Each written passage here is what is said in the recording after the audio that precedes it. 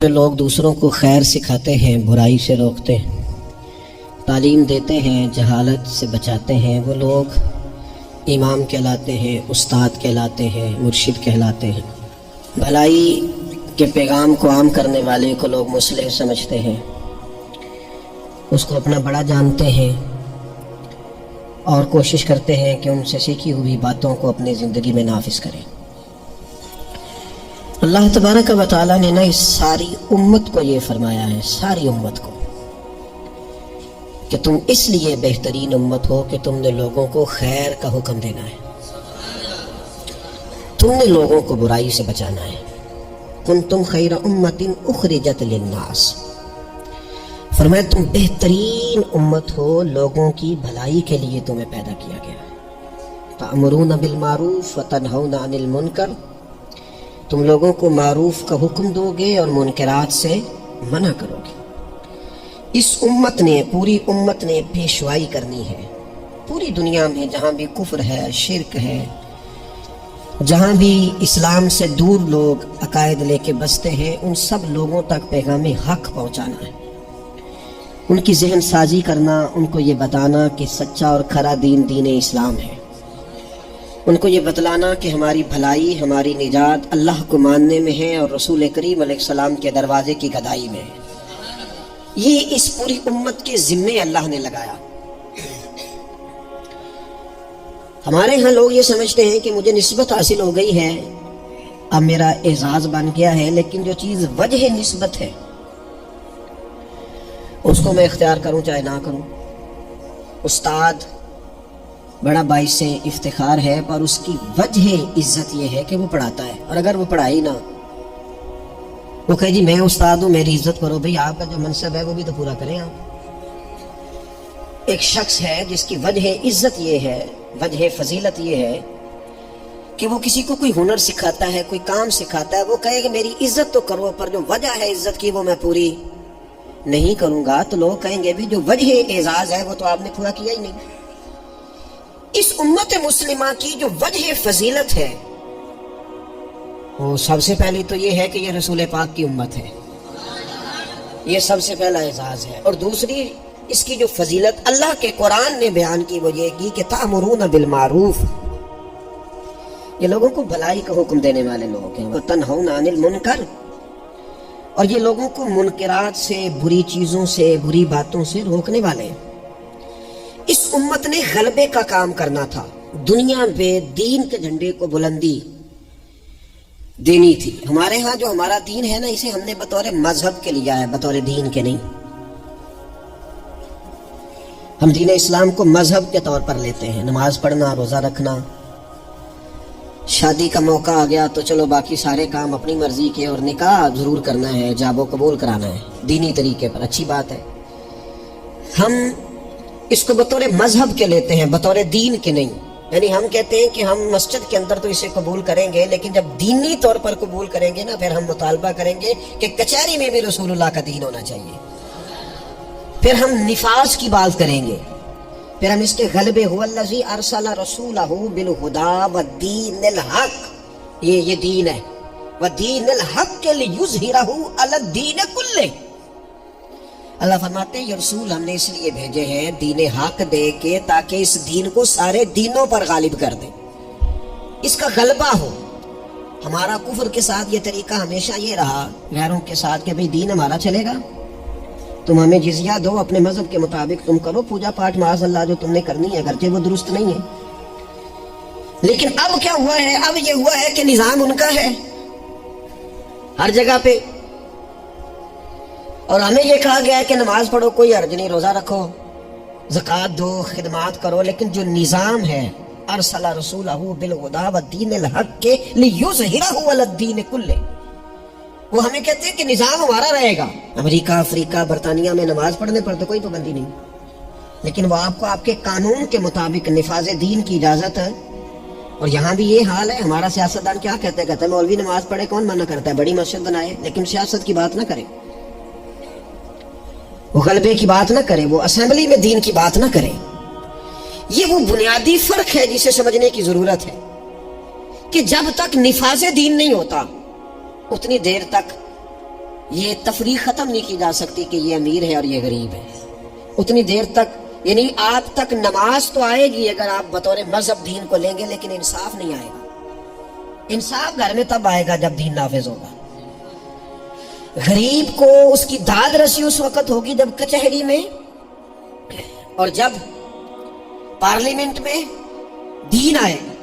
یہ ضروریات زندگی کی تب پوری ہوں گی، ورنہ ٹھیک ہے غریب کی مدد ہو رہی ہے، مسکین سے تعاون ہو رہا ہے اپنے لب و لہجے، تو دین کے لیے جد و جہد کرنا، دین کے نفاذ کی کوشش کرنا، سب سے پہلا مسئلہ تو یہ ہے دین کیسے نافذ ہو۔ سب سے پہلا مسئلہ تو یہ ہے کہ ہمارے اندر وہ خاص شعور ہی نہیں کہ مذہب کو نافذ ہونا چاہیے، کیونکہ اپنی اپنی دکانداری، اپنا اپنا نظام، اپنا اپنا حساب، اپنے اپنے طریقے سے سب لوگ لے کے چل رہے ہیں۔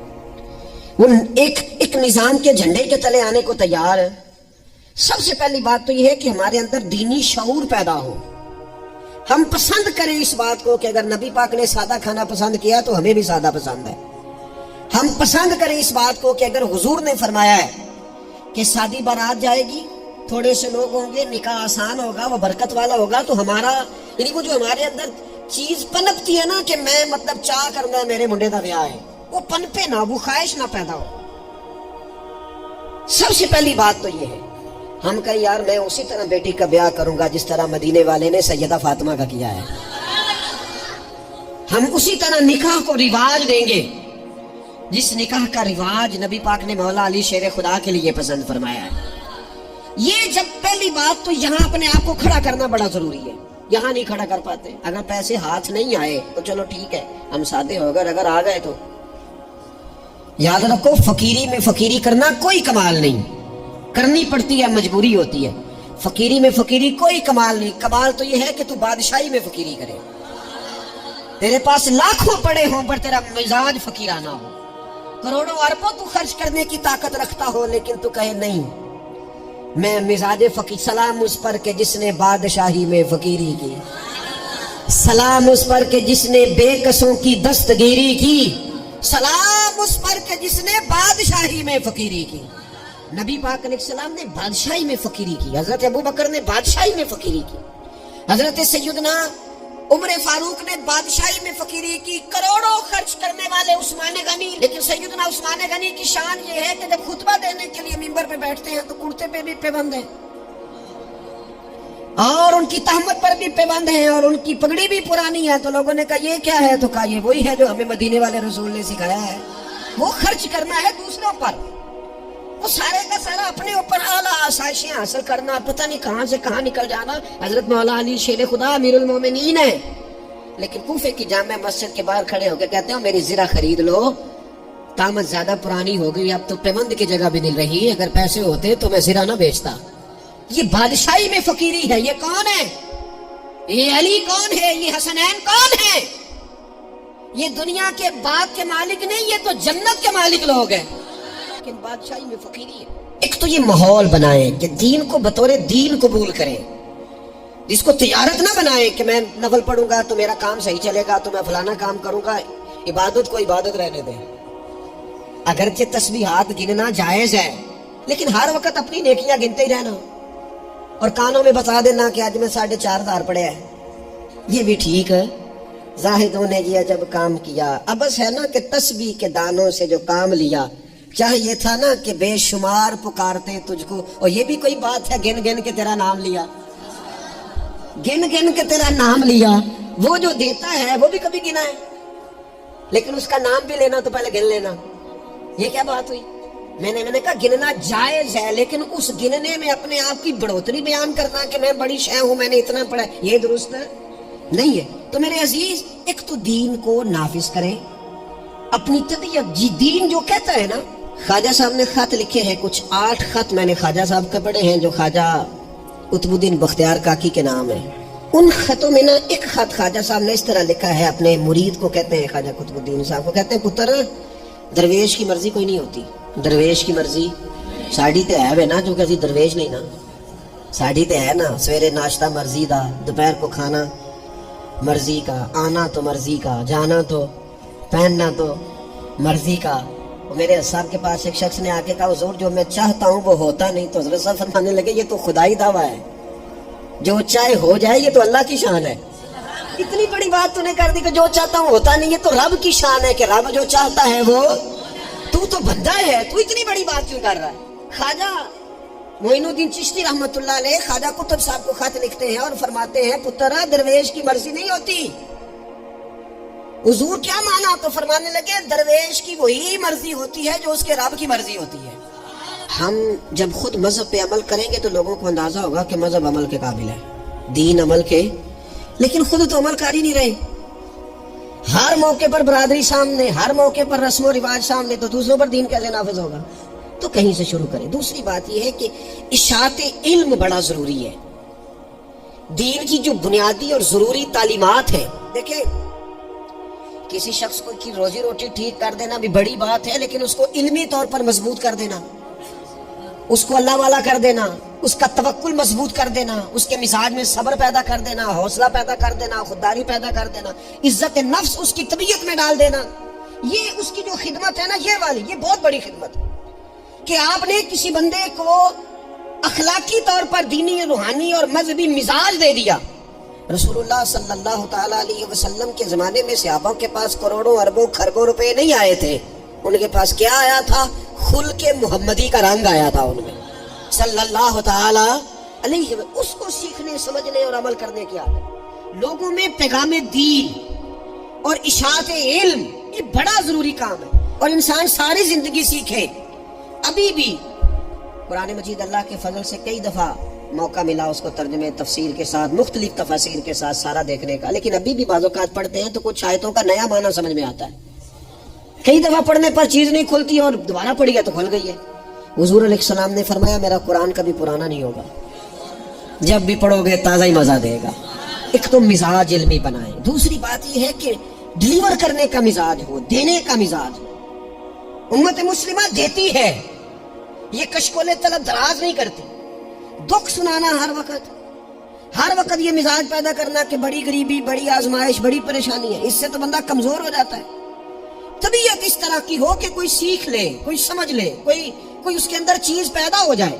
اپنی خودی کو, خودداری کو بیدار رکھنا اور کسی کا نفع کرنے کی کوشش کرنا. حضرت عمر فاروق رضی اللہ تعالیٰ عنہ سفر کر رہے تھے, ایک بوڑھے کو بھیک مانگتے دیکھا, اسے پہچان لیا, فرمایا تو فلانا فلانا یہودی نہیں؟ یہودی. اس نے کہا میں وہی ہوں. فرمایا بھیک مانگ رہے ہو؟ کہنے لگا میں اسلامی حکومت کو جزیہ دیتا ہوں, لیکن اب بوڑھا ہو گیا ہوں, کمائی نہیں کر سکتا, تو جزیہ تو دینا ہوتا ہے نا, تو میں کچھ خیرات کٹھی کرتا ہوں, تو کچھ اپنے اخراجات دیکھتا ہوں اور کچھ میں جزیہ دیتا ہوں. تو حضرت عمر اس کو پکڑ کے لائے وزیر خزانہ کے پاس. فرمایا جب تک یہ بندہ ٹھیک تھا میں جزیہ دیتا تھا, اب جب تک یہ بیمار ہے اسلامی حکومت اسے ماہانہ اس کے خرچہ دیا کرے گی. یہ امت تو دینے والی ہے, اس کو ماہانہ خرچ ہم دیں گے. وہ شخص کہتے ہیں ساری عمر جزیہ دیا تھا, قریب رہے تھے, وہ اثر نہیں ہوا. اور حضرت عمر کی یہ بات ایسی اثر کر گئی, میں نے کہا حضور یہودی بن کے ضرور میں نے خیرات لینی ہے, آپ میرا ہاتھ پکڑے نا, مجھے کلمہ پڑھائیں, ہم اس مسئلے کو ہی ختم کریں, یہ تفریق ہی ختم ہو. امت تو دیتی ہے, امت تو بانٹتی ہے, امت کے اندر تو جذبہ ہوتا ہے. ایک پیشہ برا ہے جوانوں, یاد رکھنا, ایک پیشہ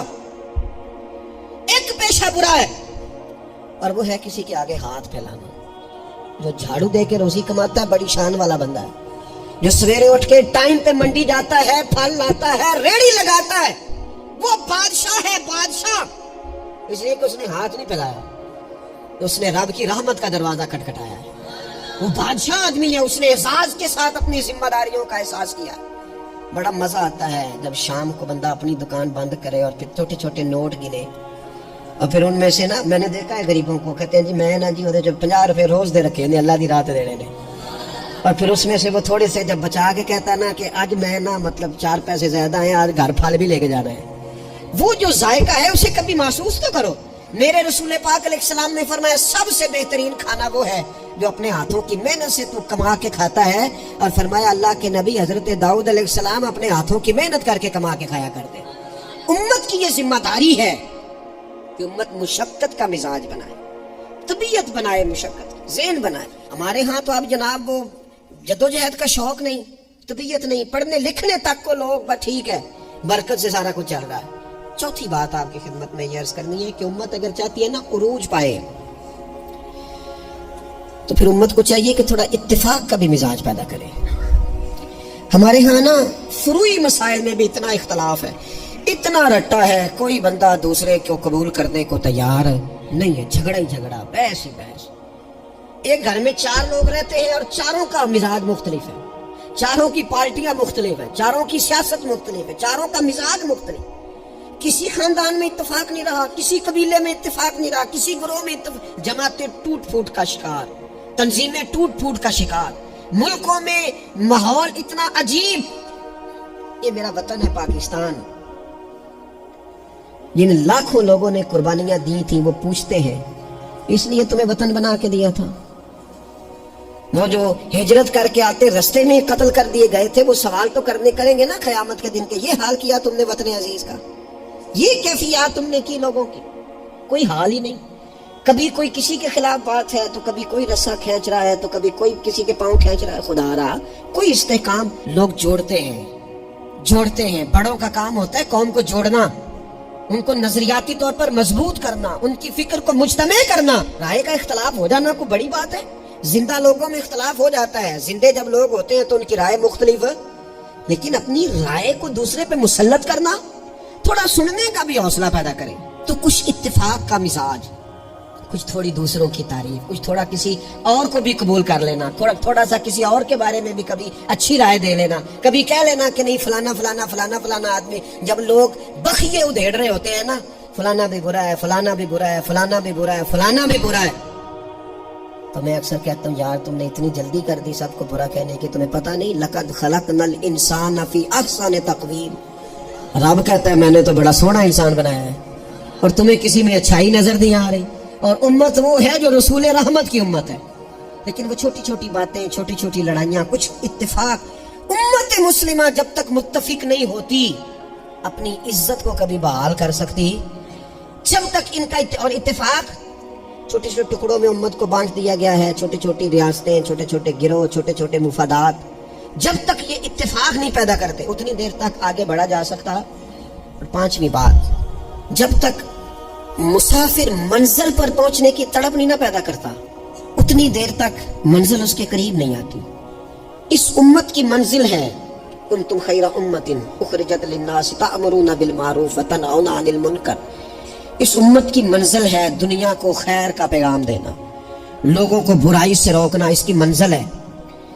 آپ سفر پہ جا رہے ہو نا جی، تو بندہ رستے میں قیام مختصر کرتا ہے، ضرورت کا کرتا ہے، بلا وجہ الجھاؤ نہیں پیدا کرتا۔ وہ کہتا ہے مجھے آگے بڑھنا ہے، مجھے کام کرنا ہے، آگے نکلنا ہے، وہ ادھر ادھر زیادہ وقت کا ضیاع نہیں کرتا، اس کو اپنے وقت پر پہنچنا ہے، اس کی کوشش ہوتی ہے کہ سفر جلدی ختم ہو۔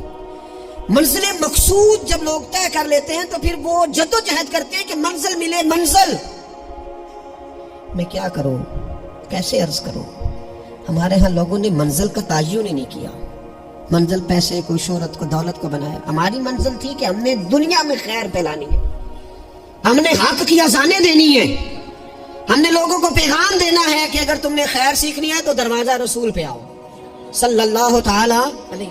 لیکن ہمارا تو گھر کا جھگڑا ہی نہیں ختم ہو رہا، ذاتی رٹے ہی نہیں ختم ہو رہے، ہمارے اپنے روزمرہ کے مسائل نہیں، ہمیں پیس کے باہر نکلنے کو تیار ہی نہیں۔ بڑی سوچیں۔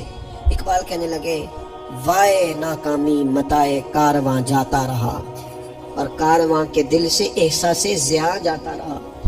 کہنے لگے مسئلہ تو یہ ہے کہ سارا کچھ لٹ گیا اور ہمیں احساس بھی نہیں کہ لٹ گیا، امت بکھر گئی، ٹوٹ گئی، اور احساس بھی نہیں کہ ٹوٹ گئی۔ کچھ کوشش، کچھ جدوجہد، کچھ آگے بڑھنا، کچھ ہمت کرنا، کچھ تھوڑا سا منزل کی طرف سفر کرنا کہ ہم اپنا جتنے لوگ آئے نا امت مسلمہ میں انہوں نے خیر میں اپنا حصہ ڈالا۔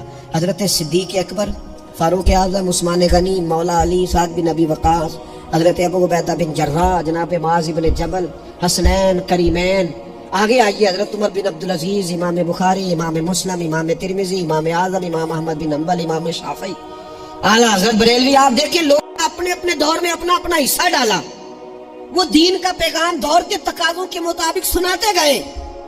اگر وہ پیغام بغداد آیا تو غوث پاک نے ممبر سجا لیا، اگر وہ پیغام اجمیر آیا تو خواجہ معین الدین نے ممبر سجا لیا، اگر وہ پیغام پاک پتن آیا تو بابا فرید ممبر پہ بیٹھ گئے، دنیا کو اللہ اللہ سکھا دی۔ اگر وہ پیغام لاہور آیا تو سید حجویر مخدوم امم، گنج بخش فیض عالم، مظہر نور خدا، ناکسارا پیر کامل کامل آرا، रहनुमा वो अज़ानें देते रहे, अपने अपने हिस्से की ड्यूटी करते रहे। अब मेरी और आपकी बारी आई, सो के वक्त ना गुजार देना। देखना सोते सोते इजराइल ना आ जाए, देखना खाने पीने के सफर में ही जिंदगी तमाम ना हो जाए, देख लेना प्रोग्राम बनाते बनाते ही सांसें टूट ना जाए। इकबाल तड़प के कहने लगे, हुजूर की बारगाह में कहने लगे, मेरी जिंदगी का मकसद तेरे दी की सरफराजी, मैं इसीलिए मुसलमान, मैं इसीलिए मुसलमान, मैं इसीलिए मुसलमान, मैं इसीलिए नमाजी। ये सारा कुछ जो कुछ है ये बुलंदी दीन के लिए, सरबुलंदी मजहब इस्लाम के लिए। अपने अंदर जो जो कोई कुछ कर सकता है वो जद्दोजहद पैदा करे। सबसे पहली बात तो ये अर्ज की है कि अपने अंदर दीन का शऊर पैदा करे, इल्म दीन का मिजाज बनाए, बादशाही में फकीरी की तबीयत पैदा करे, उम्मत को जोड़ने की बात करे, कम से कम फरोई इख्तलाफात को तो छोड़े।